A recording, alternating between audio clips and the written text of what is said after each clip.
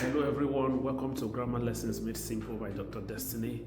And today we'll be looking at exception number 4 to the rule of Concord we've been looking at. So far in the lesson series, we've looked at the English rule for Concord, which says that singular subject takes singular verb, then plural subject take plural verb. And we established that it is not always correct at every point in time, and we'll be looking at exceptions. If you want to see exception 1 to 3, please look at some of the videos I've uploaded on this channel, and it will be really nice. Now for today, we'll focus on exception number 4. Exception number 4 is about the relative pronouns. So when you see words like who, what, where, when, or one of, so some of these relative pronouns, the verb that will come after them are determined by the subject or the noun immediately before it. The noun before it determines the subject you have. So the exception is that the nouns before the relative pronouns determine the type of verb you have. So if you have a singular noun before the relative pronoun, you would have a singular verb. If you have a plural noun, then you have a plural subject. We'll give examples. For example, if I make a sentence like, John is the man who, because I have man, I have John. John is the man who. Man is just one, and John, I'm talking about one person. Who.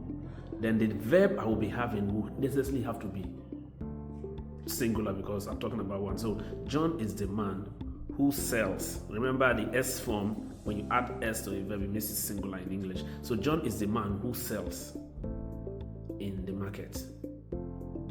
Among my teachers, another example, among my teachers, Japhet is the man who, or is the one who teaches most. Among all my students, Jane, who is here, performs better. So I have Jane as one person, and I have is after the who. Now for the other part, for example, if it is plural, right? Among all the groups I've taught, the boys who perform, I have boys who perform better, are from, I can add any other thing there. I'm just focusing on the boys who perform. For example, if I had boy, the verb form has to be performs.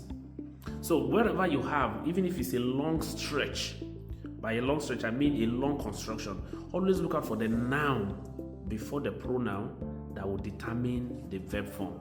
If the noun is singular, the verb form will be singular. If it's plural, it will be plural.